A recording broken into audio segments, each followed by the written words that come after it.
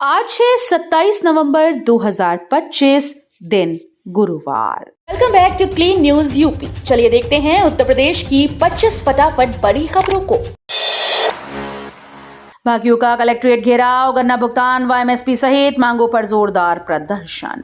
किसान आंदोलन के 5 साल पूरे होने पर भाकियू टिकैत ने बुधवार को कलेक्ट्रेट घेरकर जोरदार धरना प्रदर्शन किया। बड़ी संख्या में पहुंचे किसानों ने गन्ना भुगतान लंबित रहने, एमएसपी पर खरीदी सुनिश्चित करने, शेड्यूल अनुसार बिजली सप्लाई और नकली कीटनाशक पर रोक जैसी मांगे उठाई। महापंचायत के बाद किसानों ने राष्ट्रपति के नाम ज्ञापन एडीएम प्रशासन को सौंपा।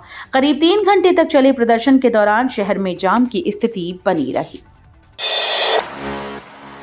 यूपीपीसीएल के खिलाफ विरोध, अधिवक्ताओं ने सांसदों का किया घेराव।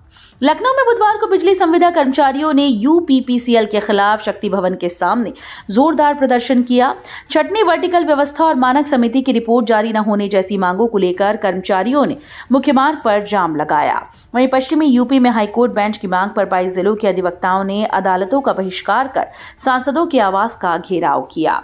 मेरठ में सांसदों ने शहनाई बजाकर व जलपान कराकर अधिवक्ताओं का स्वागत किया। अब मोबाइल पर देखिएगा आपका खेत और घर, योगी सरकार की नई सुविधा। यूपी की योगी सरकार जनता को बड़ी राहत देने जा रही है। अब लोग अपने मोबाइल फोन पर अपने खेत और घर की सटीक तस्वीर देख पाएंगे। राजस्व परिषद ने इसके लिए एक विशेष मोबाइल ऐप तैयार किया है, जिसे जनवरी से पहले लॉन्च किया जाएगा। सैटेलाइट तकनीक की मदद से पूरे प्रदेश के खेतों और मकानों के आधुनिक नक्शे बनाए जा रहे हैं। ऐप में सिर्फ गाटा संख्या, खतौनी या खसरा नंबर डालते ही आपका खेत, घर, गाँव और मोहल्ला बिल्कुल स्पष्ट दिखाई देगा। यूपी में आधुनिक परिवहन का नया दौर, 5 घंटे की एसी बस सेवा और 10 मंजिला बस स्टेशन की तैयारी। यूपी में सफर अब पहले से भी तेज, आरामदायक और आधुनिक होने जा रहा है। गोरखपुर से लखनऊ तक की दूरी नई एसी बस सेवा के साथ अब सिर्फ 5 घंटे में पूरी होगी। लिंक रोड और पूर्वांचल एक्सप्रेसवे ने यात्रा को बेहद सुगम बना दिया। वहीं रायबरेली में 9.84 करोड़ की लागत से बनने वाली पीपीपी मॉडल के 10 मंजिला बस स्टेशन का नक्शा तैयार हो गया है। आधुनिक सुविधाओं से लैस ये स्टेशन यात्रियों को बेहतर अनुभव देगा। गोरखपुर आयुष विश्वविद्यालय में बनेगी बड़ी फार्मेसी, 500 लोगों को मिलेगा रोजगार। गोरखपुर के महायोगी गुरु गोरखनाथ आयुष विश्वविद्यालय में अब विकास की नई दिशा नजर आने वाली है। परिसर में एक बड़ी फार्मेसी की स्थापना की तैयारी शुरू हो गई। पंचकर्म कुटिया के पीछे स्थित खाली भूभाग और आम के बाग के पास फार्मेसी भवन का निर्माण किया जाएगा।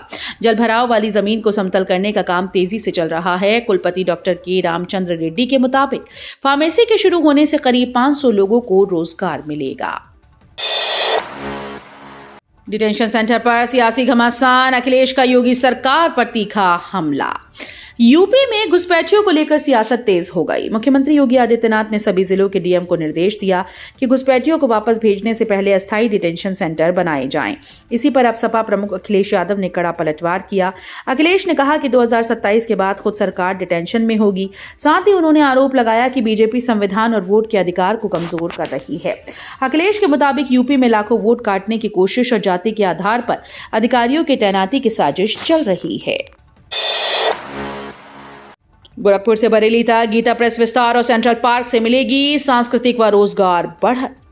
यूपी में विकास और संस्कृति का संगम एक साथ नजर आ रहा है। गोरखपुर के गीड़ा सेक्टर 27 में गीता प्रेस को 10 एकड़ जमीन आवंटित की गई, जहां 81 करोड़ के निवेश से नया प्रोजेक्ट शुरू होगा। ऐसे करीब 300 रोजगार मिलेंगे, जबकि गीड़ा के द्वारा कुल 39 निवेशकों को जमीन देने से 1800 से अधिक लोगों को काम मिलने की उम्मीद है। उधर बरेली में आधुनिक सेंट्रल पार्क और रामायण वाटिका का निर्माण तेजी से आगे बढ़ रहा है। बिजली बिल में बड़ी राहत, योगी सरकार की दोहरी योजना से उपभोक्ताओं को फायदा। यूपी में बिजली उपभोक्ताओं के लिए बड़ी राहत लेकर आई है योगी सरकार। पावर कॉर्पोरेशन ने घरेलू और छोटे वाणिज्यिक उपभोक्ताओं के लिए बिजली बिल राहत योजना 2025-26 शुरू की, जो 1 दिसंबर 2025 से 28 फरवरी 2026 तक लागू रहेगी। इसमें लंबित बकाया पर 100% ब्याज माफी और मूलधन पर 25% तक की छूट मिलेगी। इसी के साथ सरकार एक बार फिर से एक मुश्त समाधान योजना लागू कर रही है, जिससे बकायेदारों और पहली बार बिजली चोरी के मामले में पकड़े गए उपभोक्ताओं को बड़ा मौका मिलेगा। लखनऊ में हुलासखेड़ा होगा नया पर्यटन आकर्षण 1.25 करोड़ से पाथवे झरना और होटल की तैयारी। लखनऊ अब सिर्फ राजधानी नहीं बल्कि एक नया पर्यटन केंद्र बनने की ओर बढ़ रहा है। रायबरेली रोड स्थित 3000 साल पुराने ऐतिहासिक स्थल हुलासखेड़ा को इको टूरिज्म के रूप में विकसित किया जा रहा है। पर्यटन विभाग ने यहां पहला बड़ा लैंडस्केपिंग प्रोजेक्ट मंजूर किया जिस पर 1.25 करोड़ रुपए खर्च होंगे। पाथवे झरने बैठने की जगह लाइटिंग और आकर्षक व्यू पॉइंट्स जैसी 10 आधुनिक सुविधाएं तैयार की जाएंगी। आगे चलकर यहां होटल भी विकसित होंगे। संविधान दिवस पर बोले सीएम योगी, भारतीय संविधान लोकतंत्र की सबसे बड़ी शक्ति। उत्तर प्रदेश में 76वें संविधान दिवस पर विभिन्न कार्यक्रमों का आयोजन किया गया। लखनऊ के लोक भवन सभागार में आयोजित मुख्य समारोह में मुख्यमंत्री योगी आदित्यनाथ ने संविधान की प्रस्तावना का सामूहिक पाठ किया और शपथ ग्रहण में हिस्सा लिया। उन्होंने प्रदेशवासियों को संविधान दिवस की शुभकामनाएं देते हुए कहा कि न्याय, समता और बंधुता हमारे संविधान की मूल आत्मा है। सीएम योगी ने कहा कि भारत रत्न डॉक्टर भीमराव अंबेडकर की अद्भुत दृष्टि और अथक परिश्रम से बना हमारा संविधान विश्व के सबसे सशक्त लोकतांत्रिक मूल्यों का प्रतीक है। UPPSC LT teacher admit card जारी, 7466 पदों की परीक्षा तिथियां घोषित। यूपीपीएससी ने 7466 पदों वाली एलटी ग्रेड टीचर भर्ती के लिए एडमिट कार्ड 26 नवंबर 2025 को जारी कर दिया। उम्मीदवार अपने रजिस्ट्रेशन नंबर और जन्म तिथि डालकर हॉल टिकट डाउनलोड कर सकते हैं। परीक्षा 2 चरणों में होगी, 6-7-21 दिसंबर 2025 और 17-18-24-25 जनवरी 2026 को। एडमिट कार्ड में परीक्षा केंद्र, समय और शिफ्ट की पूरी जानकारी उपलब्ध है। अभ्यर्थियों को परीक्षा दिवस पर एडमिट कार्ड के साथ वैध फोटो आईडी अनिवार्य रूप से लानी होगी। यूपी में शिक्षा व्यवस्था में सुधार, नई नियुक्तियों और परीक्षा केंद्रों के लिए तैयारियां। उत्तर प्रदेश में शिक्षा सुधार की दिशा में महत्वपूर्ण कदम उठाए जा रहे हैं। राज्य के एकल और शिक्षक विहीन स्कूल में जल्द ही नए अध्यापकों की तैनाती होगी। इसके लिए विशेष कमेटी ने योग्य शिक्षकों के चयन की प्रक्रिया शुरू कर दी। प्रदेश के लगभग 1500 प्राथमिक, कंपोजिट और उच्च प्राथमिक विद्यालय इस पहल से लाभान्वित होंगे। वहीं माध्यमिक शिक्षा परिषद ने 28,082 स्कूल की आधारभूत सूचनाएं पोर्टल पर अपलोड कराई हैं। यूपी में शुरू हुई बैगलेस लर्निंग, बच्चों के लिए सीखने का मजेदार 10 दिन। उत्तर प्रदेश के स्कूल में बच्चों के लिए सीखने का तरीका अब और रोचक बनने जा रहा है। नई आनंदम गाइडलाइन के तहत पूरे साल में 10 दिन ऐसे होंगे जब बच्चे बिना बस्ता लाए स्कूल आएंगे। इन बैगलेस दिनों में किताबों का बोझ नहीं बल्कि मजेदार सीख होगी। स्किल बेस्ड लर्निंग सेशंस के जरिए बच्चों के जीवन में काम आने वाली गतिविधियां सिखाई जाएंगी। साथ ही क्रिएटिव और थीम आधारित वर्कशॉप में बच्चे अपनी कल्पना, कला और सोच को खुलकर व्यक्त कर पाएंगे। मेरठ में आरएलजी का रोजगार मेला और खिलाड़ियों का सम्मान समारोह। मेरठ में राष्ट्रीय लोकदल की ओर से युवाओं के लिए रोजगार मेले का आयोजन आज किया जा रहा है। इस मेले में 32 कंपनीज प्रतिभाग कर रोजगार के अवसर उपलब्ध कराएंगी। वहीं 29 नवंबर को आरएलडी के राष्ट्रीय अध्यक्ष जयंत चौधरी कैलाश प्रकाश स्पोर्ट्स स्टेडियम में खिलाड़ियों को सम्मानित करेंगे।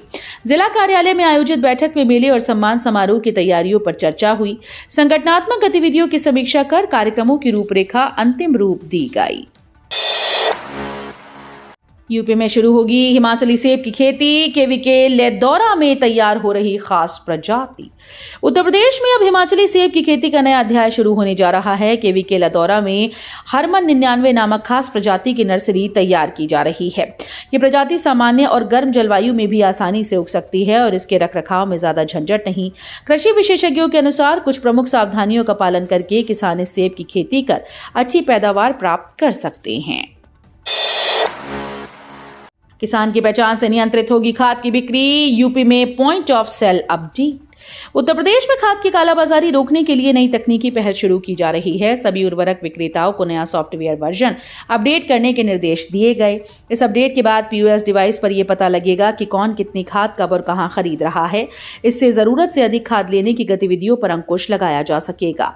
भारत सरकार के द्वारा पॉइंट ऑफ सेल डिवाइस के वर्जन को अपडेट किया गया है। गोरखपुर से कश्मीर की सीधी ट्रेन जल्द, यात्रियों को बड़ी राहत।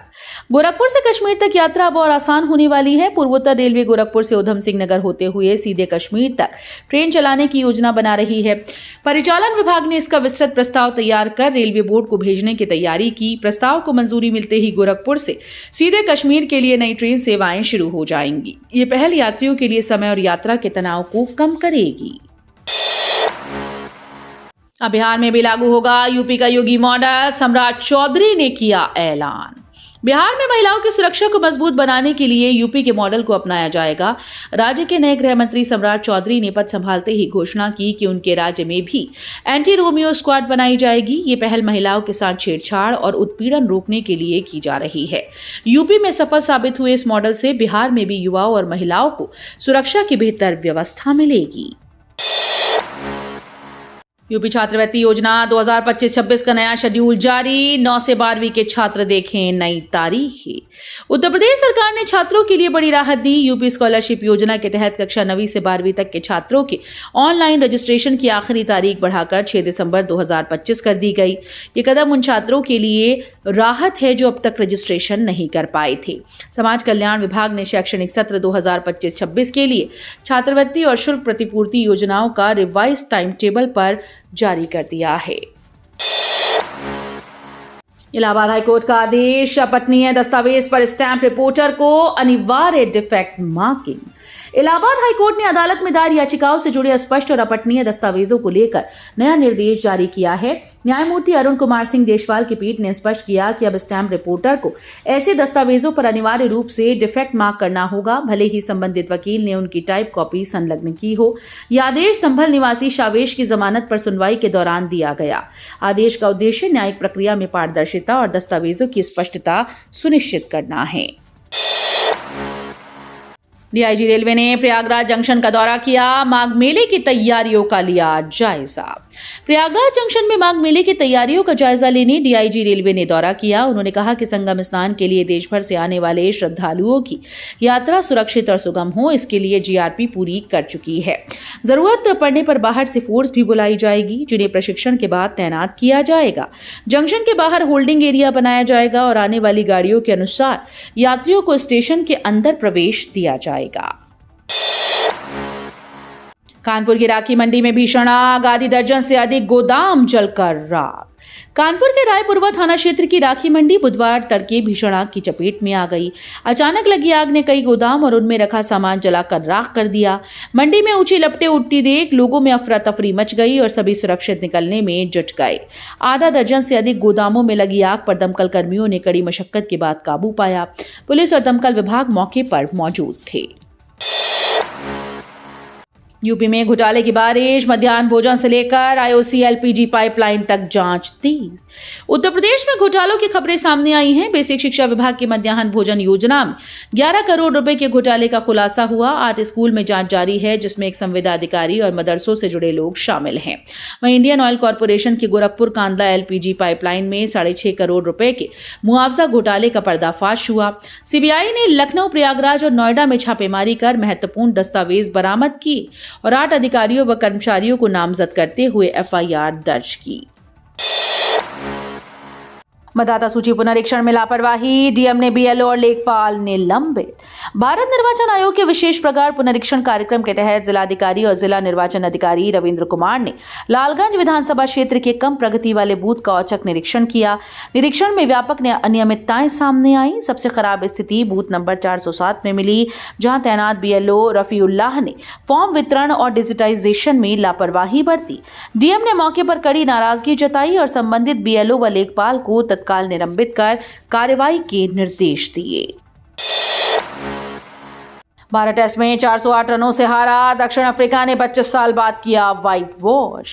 दक्षिण अफ्रीका ने भारतीय टेस्ट क्रिकेट में इतिहास रचते हुए भारत को 408 रनों से हरा दिया। ऑफ स्पिनर साइमन हामर ने शानदार गेंदबाजी करते हुए 6 विकेट लिए और भारतीय बल्लेबाजों को ताश के पत्तों की तरह गिरा दिया।